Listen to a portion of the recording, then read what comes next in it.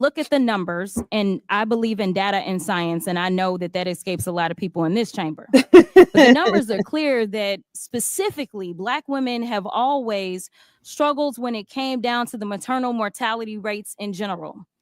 The fact that somebody who looks like me, no matter how much money they have, because I can remind you of a very wealthy tennis star that almost lost her life while trying to give birth.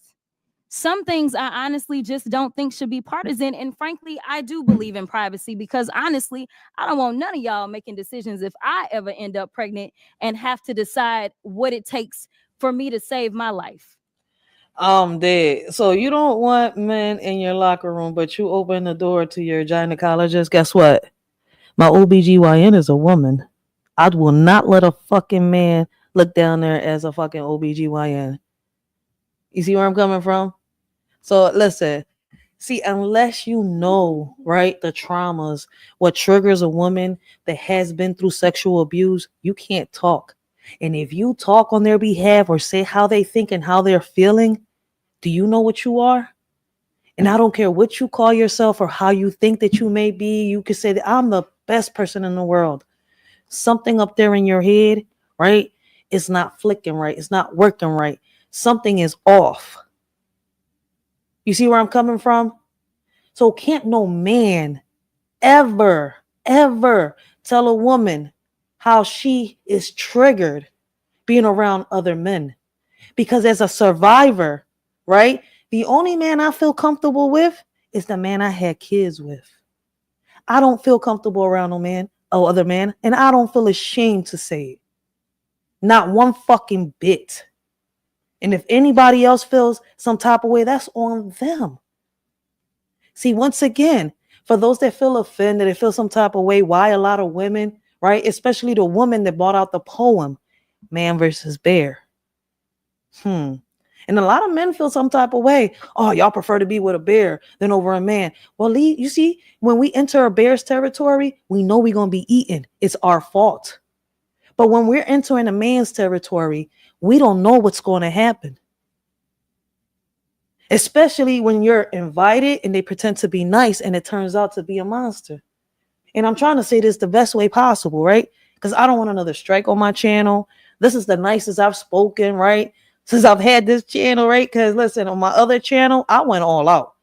I didn't care about the strikes.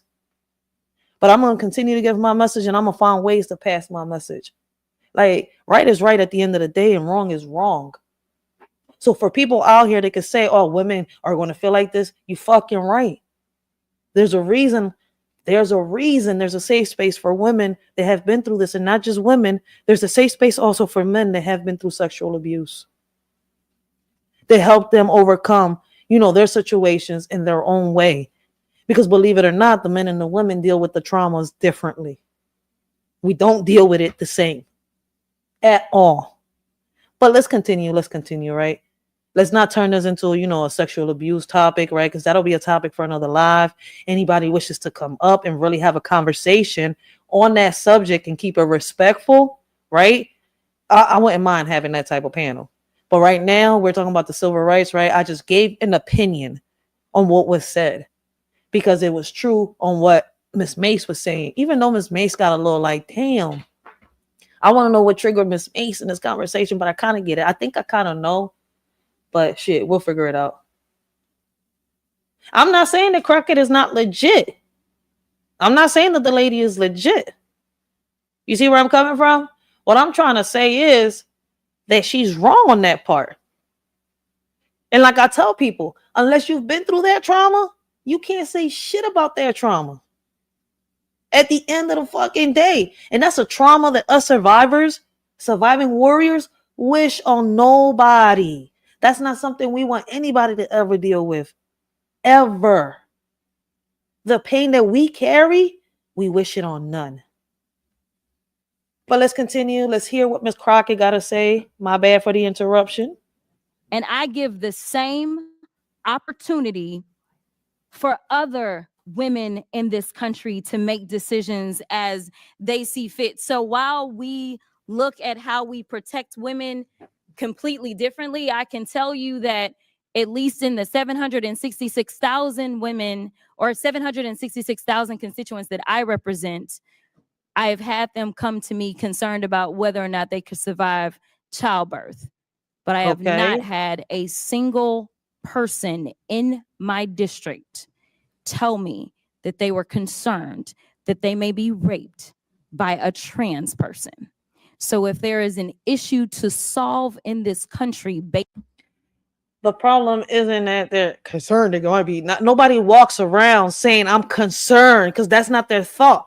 People, listen, especially with the ones that, you know, get over their fear. You see where I'm coming from? Once people get over their fear and they learn how to overcome their traumas, they're not walking around thinking, oh, this is going to happen to me like this. No, see, certain things do trigger people, right? When they got PTSD, especially in this type of trauma, right? But that don't mean they're walking around thinking like that. The thing is, right, that at the end of the day, when we're talking about rights and we're talking about privacy, the women want their fucking privacy too. We do not want a man that's pretending to be a fucking woman in the locker room or in the bathroom with us. Point blank, period. Based on facts, data, and statistics, I think that we need to look at the type of healthcare that we are going to advance for women in this country. And with that, I will yield.